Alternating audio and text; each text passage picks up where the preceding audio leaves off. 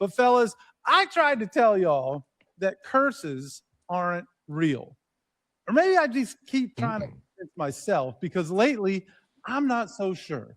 All fans have understandably been cursed over the past 2.5 decades, given the fact that in that period of time, the men in orange and aqua won a postseason game. Since the last time they won a postseason game, my podcast co-host occupied the corner locker in Davie training facility. Castaway was the #1 movie at the domestic box office, and Devon Achane, Patrick Paul, Chop Robinson, Malik Washington, and 48 other players, 48 on the Miami Dolphins roster, they weren't even born yet. But I'm trying to tell y'all that curses aren't real.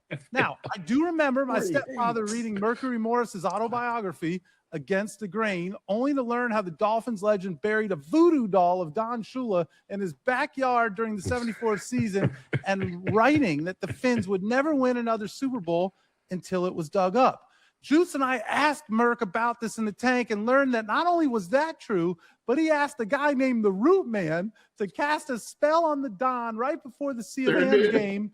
And well, no, curses can't be real, guys. Now, sure, Hard Rock Stadium was built on a sacred Native American burial ground, and many of us fans have long believed that the ghosts of the Tequesta Indian tribe continue to haunt our Fins. But there is no way that you can convince me that even the angriest Tequesta warrior chief would have chosen Cam Cameron over Mike Tomlin. Because, listen, curses are not real, fellas, are they?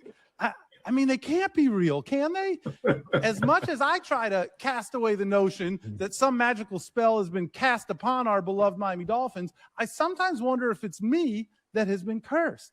But no, curses aren't real. Sure, I was only 6 months when the Dolphins dominated the Purple People Eaters in Super Bowl VIII. But hey, they've hoisted 1 Lombardi trophy in my lifetime, didn't they? And an attempt to use empirical data to assure me that I can't be the cursed one, I can tell you that Miami never had a losing season during my tenure working for the club. They assembled a 77-51 record and had a run of 5 straight postseason appearances and 3 postseason victories, Perk. It's not my fault that Ricky Williams retired just weeks after I left the organization, is it?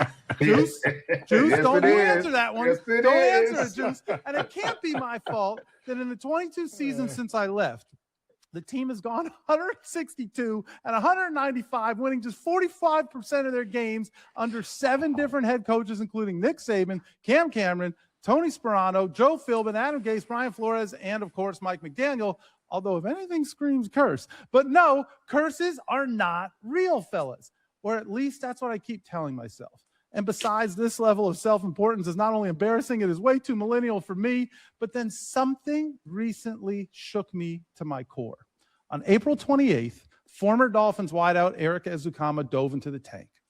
3 days later, Eazy-E caught his first touchdown of the season, and the DC Defenders won their 5th straight contest to become the toast of the league.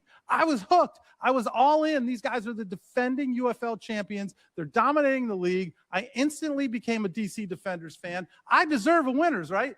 I geared up, okay? I followed. I subscribed. I'm all in on the Defenders. And since that time, guess what's happened?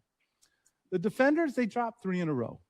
Their star quarterback, Jordan Ta'amu, the reigning UFL Bowl MVP, yeah, he suffered a season-ending injury. But curses, they are not real, fellas. Look, I've seen my Florida Gators win back-to-back hoops titles in the Billy Donovan era. Multiple football championships when the ultimate curse buster, Tim Tebow, blessed Gainesville. And just recently, they captured another championship ring on the hardwood. It shouldn't matter that I intentionally chose not to watch a single game of that season because I didn't want to get in their way.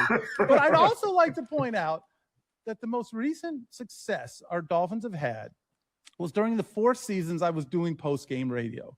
Okay, Juice, Travis, and I had a record of 37-31. We made the playoffs twice. We fed a 70 burger to those damn Denver Broncos, and we put Tua in the Pro Bowl for crying out loud. So yeah, perhaps I've taken a cleansing bath or 2 in my day, maybe a peek into a protective mirror once in a while. And maybe the ultimate uncrossing begins with Sully and ends with Half. Who knows? The only thing I can tell you for sure is that I am not hexed. I am blessed. I'm blessed to have an amazing family. I'm blessed to spend this time with you guys every Wednesday night. Shoot, Juice and I won a damn Emmy, and Chad Van Horn has a mirror ball trophy, okay? So now it's time for the Miami Dolphins to do their part. And don't be alarmed when Malik Willis wraps his hands around a ball named Wilson.